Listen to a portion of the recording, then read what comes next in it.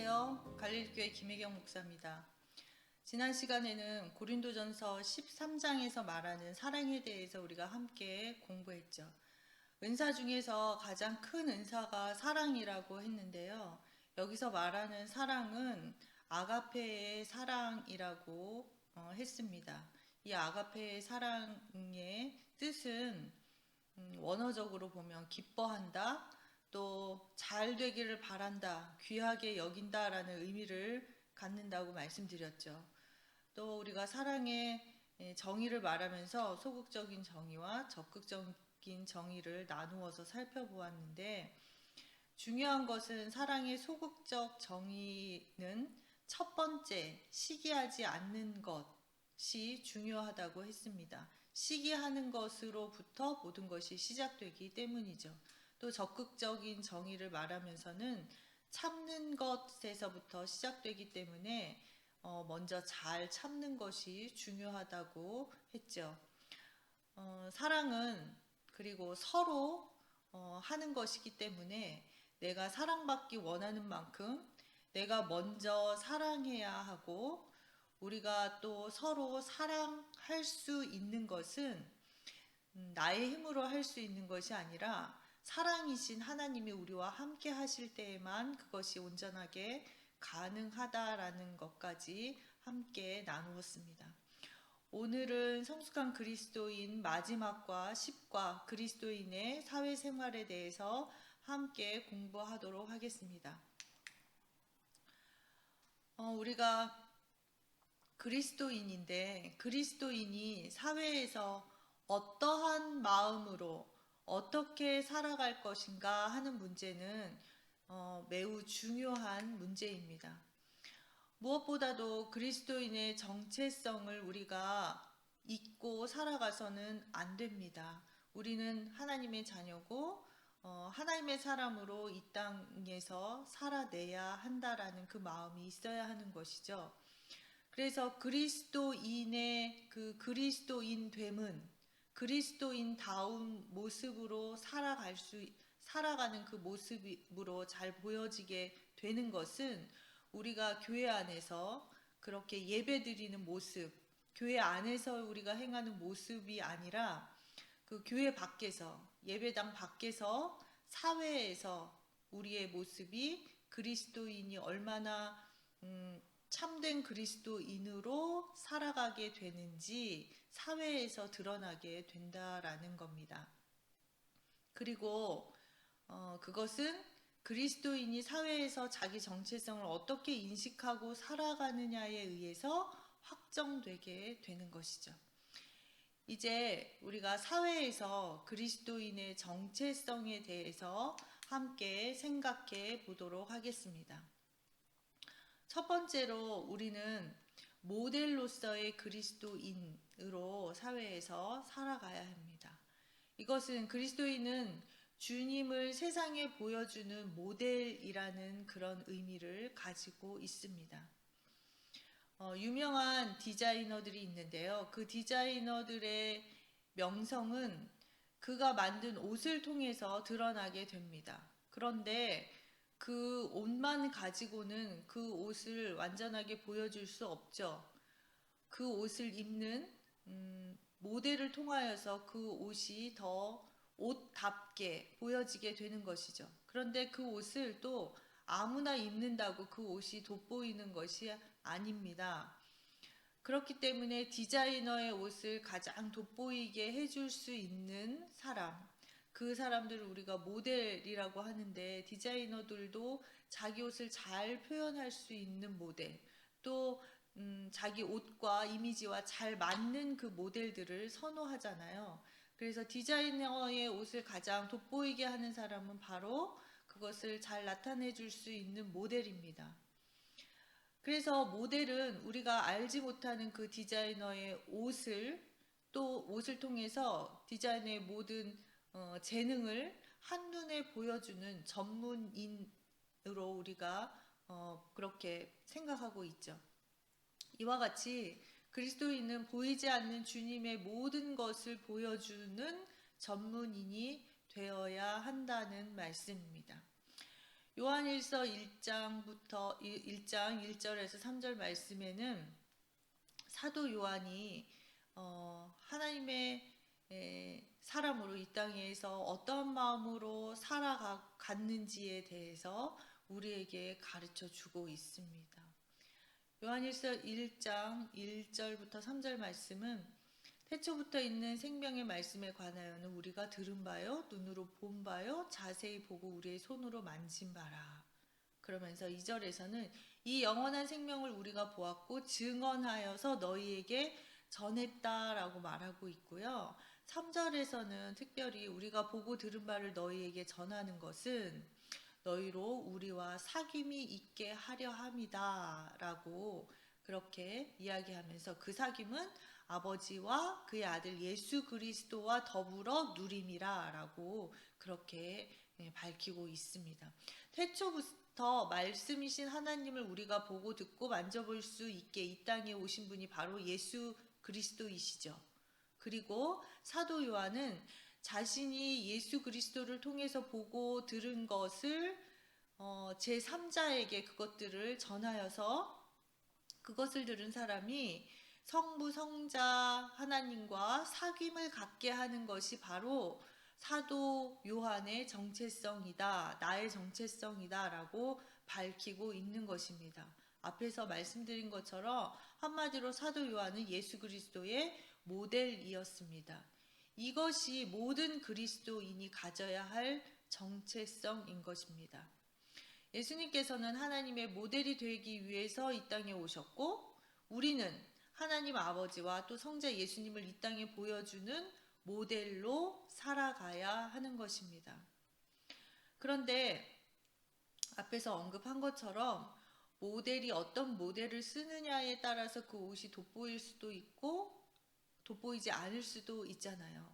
그것은 어설픈 모델일 때와 완벽한 모델일 때에 그 옷이 보여지는 것이 다르다라는 겁니다.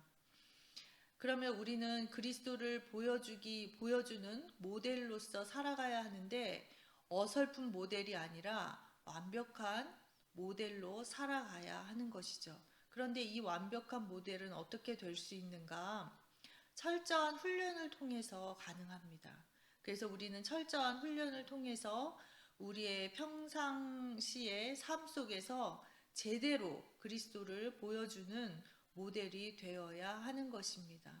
그래서 내가 드러나는 것이 아니라 내가 아니라 하나님의 말씀만이 드러나 보이도록 말씀 앞에서 나를 부인하는 그리고 예수님만 드러나는 하나님만 드러나는 그러한 훈련을 해야 하는 것이죠.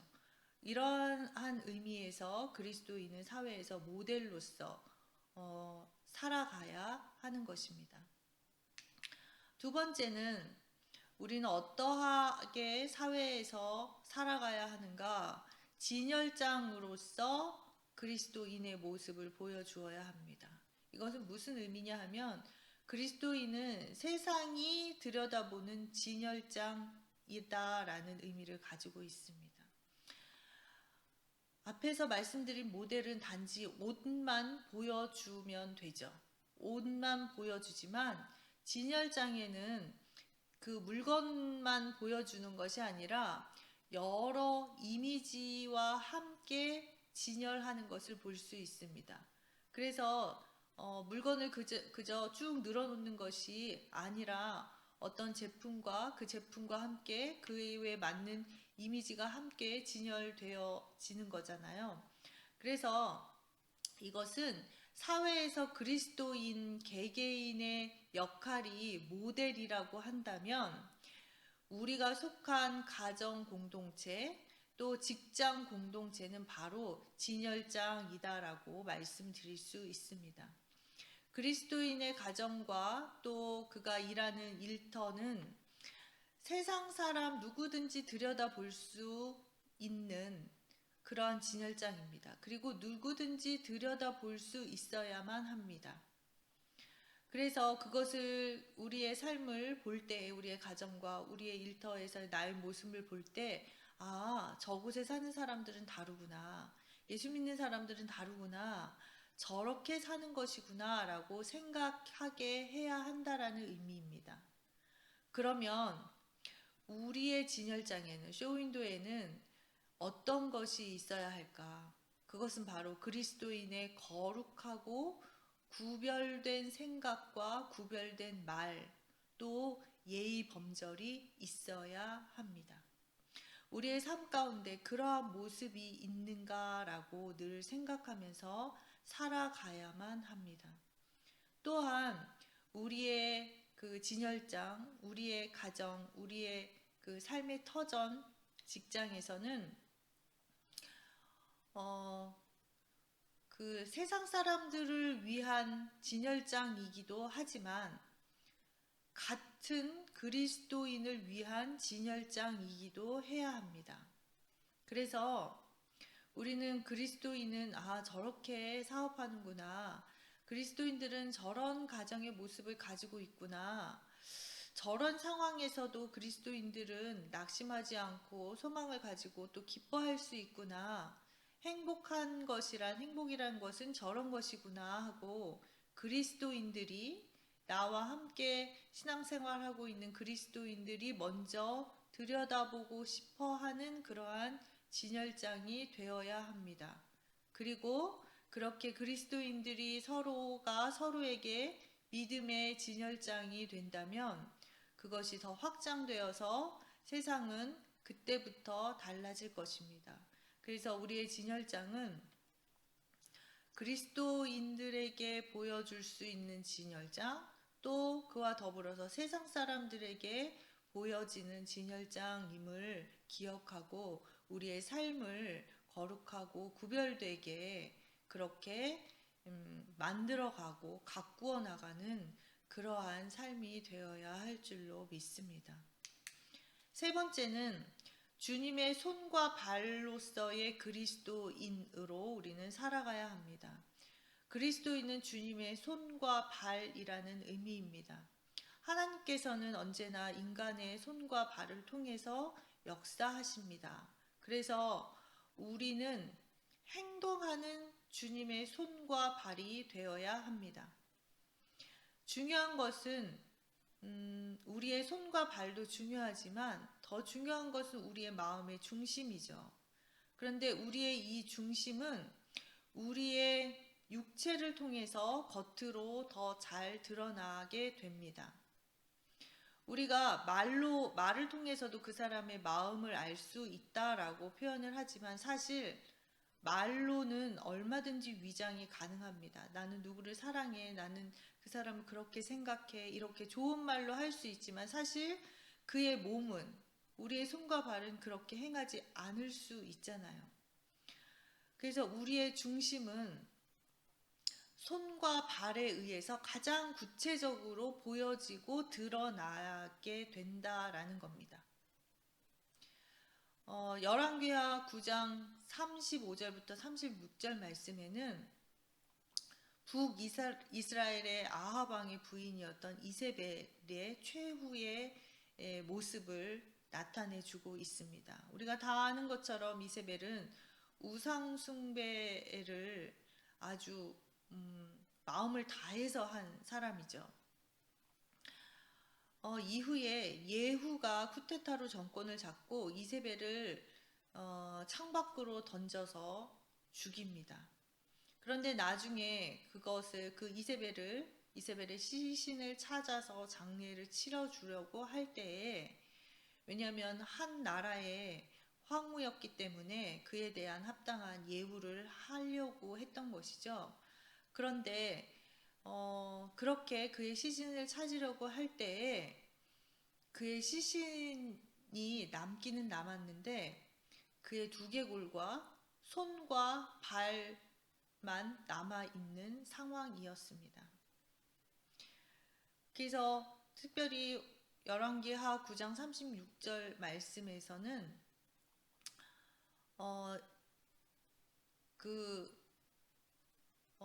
이세벨이 어떻게 되었는가 하면 개들이 그의 살을 먹고 그의 두골과 발과 그의 손 외에는 찾지 못했다라고 그렇게 우리에게 가르쳐 주고 있습니다. 이 사건은 무엇을 말하느냐 하면 하나님께서 우리의 머릿속 생각 중에서 우리의 손과 발이 행한 것만 세상에 남는다라는 교훈을 주신 것입니다. 또 특별히 마태복음 4장 18절 19절 말씀에서는 예수님께서 제자들을 부르시는 모습이 나타나고 있습니다. 예수님께서 제자들을 부르시면서 갈릴리 바다에서 그들이 그물을 던지시는 것을 보시고 나를 따라오라 이렇게 말씀하시면서 그 뒤에 말씀이 내가 너희를 사람을 낚는 어부가 되게 하리라 라고 말씀하셨습니다. 예수님께서 제자들을 부르실 때 내가 너희들을 전도자로 불렀다, 전도자를 만들겠다, 전도자가 되게 하겠다라고 말씀하시지 않고 사람을 낚는 어부가 되게 하겠다라는 그런 표현을 쓰셨죠. 예수님께서 그렇게 어부라는 단어를 쓰신 이유가 있습니다. 어부는 손과 발을 쓰지 않으면 아무것도 할 수 없습니다. 그래서 우리가 이 세상에서 복음의 증인으로 바르게 살아가기 위해서는 반드시 손과 발을 사용해야만 한다라는 의미로 어부가 되게 하겠다, 사람을 낚는 어부가 되게 하겠다라는 표현을 하신 것입니다. 우리의 손과 발이 행한 것에 의해서, 우리의 손과 발이 한 것에 의해서 하나님과 세상 사람에게 우리는 지금도 평가받고 있습니다. 그리고 우리는 앞으로도 우리의 손과 발이 행한 것으로 하나님 앞에 또 세상 사람에게 우리를 평가받게 될 것입니다. 하나님께서는 우리의 손과 발을 보고 계십니다. 그리고 주님 앞에 섰을 때에 우리의 손과 발이 행한 것을 평가하시고 그것을 보실 것입니다. 손과 발이 무엇을 했느냐에 따라서 우리는 그 사람의 삶이 아름답다, 아름답지 않다라는 것을 평가받는다는 것이죠. 우리의 손과 발이 그 예수님의 못 박히심으로 그리스도 안에서 우리는 새로운 손과 새로운 발을 얻게 되었습니다. 이제 우리는 그래서 주님의 손과 발이 되어야 하는 것이죠. 주님께서는 우리를 당신의 손과 발로 삼으시기 위해서 우리를 불러주셨고 그렇게 십자가에서 돌아가셨다라는 사실을 기억하고 나만을 위한 손과 발이 아니라 그리스도를 위한 손과 발로 이 땅에서 살아감으로 그리스도인의 아름다운 모습을 나타내는 모든 성도님들이 될 수 있기를 간절히 바랍니다. 네 번째는 빛으로서의 그리스도인입니다. 이것은 우리가 다 아는 것처럼 그리스도인은 세상의 어둠을 물리치는 빛으로 살아가야 한다라는 의미인 것이죠. 어둠은 빛으로만 물리칠 수 있습니다. 그리스도인들은 이 세상의 어둠을 물리치는 빛입니다. 그리고 그렇게 빛으로 살아가야만 합니다. 요한복음 8장 12절 말씀에는 예수님께서 이렇게 말씀하셨어요. 예수께서 또 말씀하여 이르시되 나는 세상의 빛이니 나를 따르는 자는 어둠에 다니지 아니하고 생명의 빛을 얻으리라. 그리스도께서는 빛이시고 우리는 그 빛을 비추는 전구입니다. 그래서 우리는 아무것도 아니지만 그리스도께 접속함으로 인하여서 우리의 전구가 빛을 낼 수 있게 되는 것이죠. 어둠 속에서 갈 바를 알지 못하는 이 세상 사람들에게 빛이 되는 사람이 바로 그리스도인들입니다. 어떻게 살아야 할지 알지 못하는 사람들에게 빛이 되는 그리스도인, 또 만나면 어두웠던 마음이 밝아지고 복잡하게 얽혔던 것이 풀리는 것 같은 느낌을 받게 되는 사람, 그런 사람들이 바로 우리가 되어야 한다라는 겁니다. 세상이 어둡다고 그리스도인들은 한탄할 것이 아닙니다. 왜냐하면 세상이 어두운 이유는 내가 아직 세상의 빛이, 그리스도인의 빛이 되지 못했기 때문입니다. 그래서 내가 아직 빛이 되지 못했음을 회개해야 하는 것이 바로 우리가 해야 할 일입니다. 그리고 우리는 그리스도인으로서 세상의 빛이 되어야 하는 것이죠. 그래서 우리 각자가 그리스도인의 빛이 되어서 각자 하나하나의 전구가 되어서 세상에 흩어지게 되면 세상은 어둠이 물러가고 환하게 그리스도의 빛으로 밝아지게 되는 것이죠. 그래서 내가 바로 그 빛이다 라는 것을 기억하시고 이 땅에서 늘 승리할 수 있기를 간절히 바랍니다. 다섯 번째, 그리스도인은 어떠한 모습이어야 하는가? 이정표로서 그리스도인의 모습을 가져야 합니다. 그리스도인은 이 세상의 이정표가 되어야 한다라는 겁니다. 그리스도인은 이 세상이 가야 할 궁극적인 목적지가 어딘지 알려주는 이정표가 되어야 합니다. 그런데 그 궁극적인 목적지가 어디인가? 무엇을 향한 이정표인가? 그것은 바로 하나님 나라, 영생을 위한 이정표이어야 한다라는 것이죠.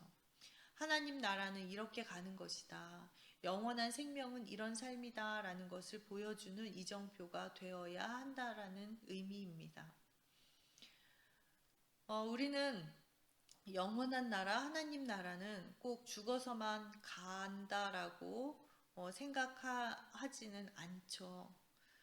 결국 우리는 죽어서 그 영원한 나라를 가게 되지만 그 영원한 나라는 생명의 이정표는 죽어서만 가는 것은 아닙니다. 우리는 살아서도 하나님 나라의 사람으로 살아가야 하는 것입니다. 천국의 삶을 살아야 하는 것이죠. 그런데 어떻게 하면은 이 땅에서도 천국의 삶을 살 수 있을까? 그것은 이 세상에서의 삶은 우리에게 있어서 나그네의 삶이다라는 것을 깨달을 때 우리가 이 땅을 살면서도 천국을 살아갈 수 있게 됩니다. 그리고 또 중요한 것은 그런 마음을 가질 때 우리가 죽음 앞에서도 바른 이정표가 될 수 있습니다. 이 세상에 너무 많은 미련과 소망을 가지는 것이 아니라 나는 죽어서도 바로 하나님 나라에 갈 수 있다라는 그러한 모습을 보여줄 때에 우리가 세상 사람들에게 이정표로서 하나님 나라 또 영생을 위한 이정표로서의 삶을 보여줄 수 있다라는 것이죠. 그래서 이 교재를 쓰신 목사님께서는 죽음의 정의에 대해서 몇 가지로 이야기를 하셨는데 제가 잠깐 소개하도록 하겠습니다. 죽음이라는 것은 무엇인가? 죽음은 첫 번째는 지금 내가 하던 일을 내일 다른 사람에게 다른 사람이 하는 것이다 라고 이렇게 정의했습니다. 이건 무슨 이야기냐 하면은 내가 하던 일을 다른 사람에게 넘겨주는 것이 바로 죽으면 벌어지는 일인데 그러면 내가 어떻게 해야 할 것인가? 나는 그러면 매일매일 깨끗하게 일들을 마무리 짓고 매듭 지으면서 살아가야 한다라는 것을 우리에게 말씀하고 있는 것이죠. 또 죽음의 정의는 두 번째는 죽음은 다른 사람이 내 책상 서랍을 여는 것이다 라고 그렇게 소개했습니다. 그래서 우리가 만약에 죽었을 때 남이 나의 책상 서랍을 열어보게 될 때에 다른 사람이 보기에 부끄러운 것이 그 책상 서랍에서 나오면 안 되겠죠. 그래서 우리의 삶이 남이 보면 안 될 것들 또 부끄러운 것들에 손을 대지 않고 정결한 삶을 살아야 한다라는 것을 우리에게 가르쳐 주고 있습니다. 또 세 번째 죽음은 아침에 출근한 집으로 다시 들어가지 못하는 것이다 라고 이야기하셨어요. 그러면서 매일매일 가족을 그래서 우리가 진심으로 사랑하면서 살아야 한다라고 말씀하고 있습니다. 마지막으로 네 번째 죽음에 대해서 이렇게 이야기하셨네요. 죽음은 오늘 퇴근한 회사로 내일 아침 출근하지 못하는 것이다. 그래서 가족들에게 그렇게 사랑을 다하고 진심을 다하고 살아가듯이 동료들과의 관계에 있어서도 서로 사랑하고 수고와 격려의 따뜻한 말을 하면서 살아갈 수 있도록 하는 삶이 우리가 보여주어야 하는 삶인 것을 우리에게 가르쳐 주고 있습니다. 이렇게 우리는 항상 떠날 때를 준비하면서 살아가야만 합니다. 그것이 바로 우리가 이 세상에 보여주어야 할 이정표로서의 그리스도인의 모습인 것이죠. 그리고 우리가 그렇게 항상 떠날 때를 준비하며 살아가면 주님이 그 사람을 우리를 당신의 이정표로 삼으실 것입니다. 여섯 번째로 우리는 어떻게 살아야 하는가? 우리는 이웃으로서 그리스도인의 모습을 가지고 살아가야 합니다. 그리스도인은 좋은 이웃이 되어야 한다라는 겁니다.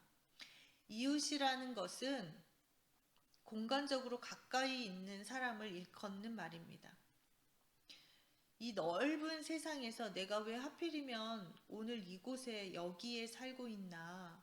그것은 그곳에 있는 이웃을 섬기고 그들과 더불어서 살게끔 사랑하면서 살게끔 하나님께서 나를 여기에 두신 까닭입니다. 그래서 우리는 좋은 이웃으로 살아가야 하기 때문에 이러한 생각을 하면서 살아가야 하는 것이죠. 나로 인해서 이웃에게 무슨 유익이 지금 일어나고 있는지 또 어떠한 좋은 변화가 일어나고 있는지를 살피면서 스스로 좋은 이웃이 되기 위해서 애쓰면서 살아가는 그리스도인이 되어야 하는 것입니다. 우리 모두 좋은 이웃이 될 수 있기를 간절히 바랍니다. 일곱 번째, 그리스도인은 어떠한 모습이어야 하는가? 그리스도인은 친구로서의 그리스도인의 모습을 보여주어야 합니다. 그리스도인은 좋은 친구이어야 한다는 겁니다. 친구는 공간을 초월하여서 가까운 사람입니다. 이웃은 공간적으로 가까이 있는 사람을 일컫는 것이었는데 친구는 공간을 초월한 가까운 사람인 것이죠.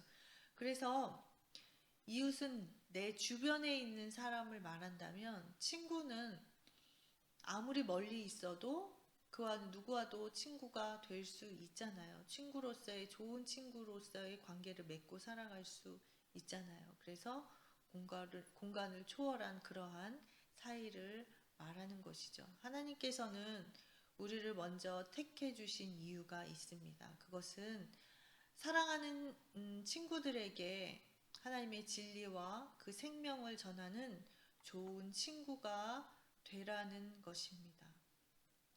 요한복음 15장 15절에는 예수님께서 우리에게 이렇게 말씀하셨죠.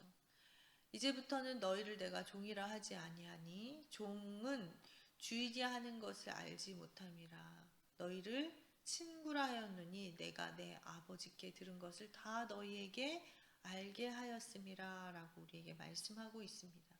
예수님께서 하나님의 모든 말씀을 우리에게 가르쳐 주시고 일러 주신 것은 우리를 당신의 친구로서 여기셨기 때문입니다.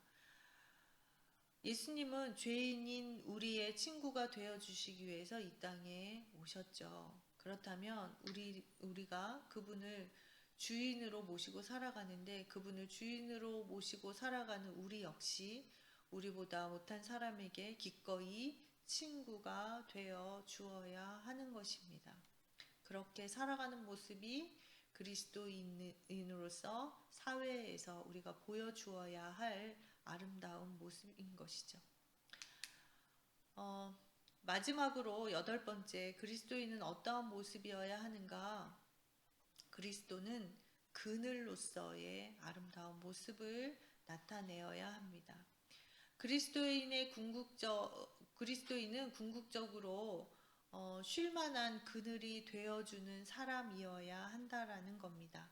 그리스도인이 이 사회를 위해서 할 수 있는 최고의 역할은 자기 인생, 또 우리의 가정, 우리의 일터를 다른 사람이 쉴 수 있는 생명의 그늘이 되게 하는 것입니다.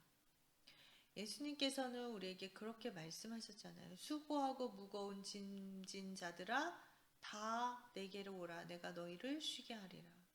예수님께서는 누구누구만 오라고, 골라서 누구누구만 와라 이렇게 말씀하신 것이 아니라 다 오라고 초청하셨습니다. 주님께서는 모두를 위한 생명과 쉼의 그늘이셨죠. 그렇다면 우리도 그와 같은 그늘이 되어야 하는 것입니다. 만석군의 집으로 시집을 간 며느리가 있었습니다. 이 며느리가 시어머니의 삶을 볼 때에 굉장히 규모가 없고 해픈 모습으로 보였습니다. 왜냐하면 모든 사람에게 많은 것을 나누어 주고 좋은 것을 함께하고 그렇게 살아갔기 때문에 이 새로 들어온 며느리는 어머니가 좀 과하지 않은가, 참 해프다라는 생각을 했습니다. 그런데 시간이 지나서 이 며느리가 곡간 열쇠를 갖게 되었죠. 그래서 이 며느리는 어머니의 모습과는 달리 규모 있게 알뜰하게 살림을 꾸려 나갔습니다. 그런데 어느 순간 시간이 지나니 만석의 그 살림을 이루지 못했다라는 것이죠. 왜 그랬을까요? 어머니가 함께 했던 그 시절에는 많은 사람들이 어머니의 그 베푼 사랑과 그늘로 인하여서 농사를 지으면서도 기쁜 마음으로, 즐거운 마음으로, 기꺼이 하는 마음으로 그렇게 열심히 일을 했지만 이 알뜰살뜰하게 살림을 했던 새 며느리의 시대에서는 그러한 마음이 인색하게 느껴졌고, 그래서 그들이 일하는 데에도 그게 우러나오지 않기 때문에 만석의 꿈을 이루지 못하는 그러한 살림의 규모가 되었다라는 이야기를 들었습니다.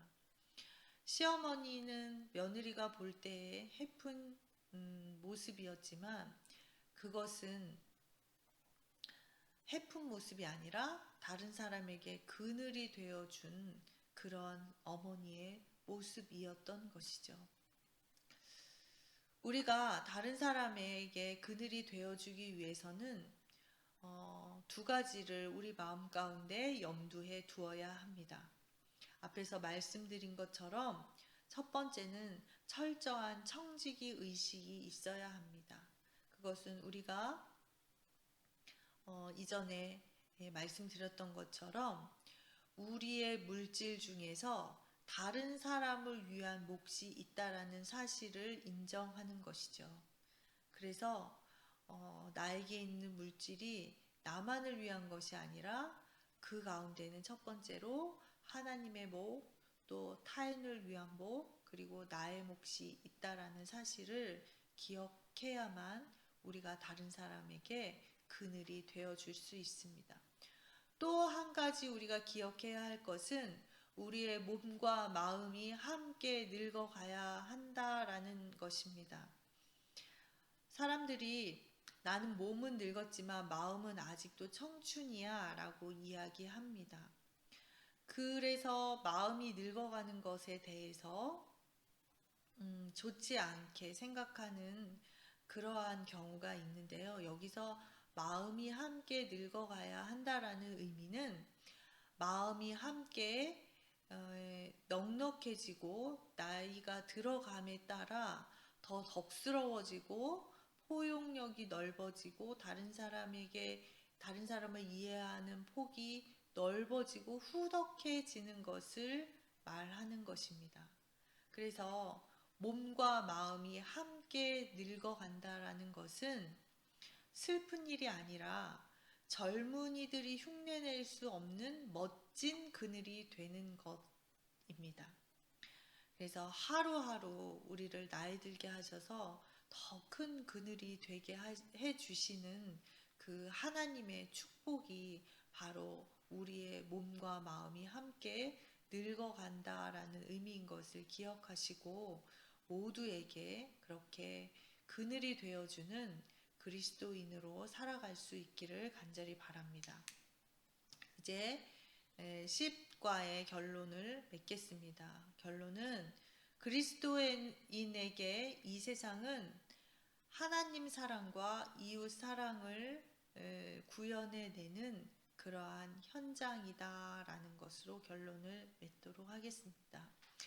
그리스도인이 되는 것은 하나님을 사랑하고 또 이웃을 사랑하면서 살아가는데 그 어느 것도 기울지 않고 하나님 사랑하는 것과 똑같이 이웃을 사랑하면서 이 둘의 균형을 갖추어가는 사람이 되는 것이 바로 그리스도인이 되어가는 과정이다라고 말씀드렸습니다.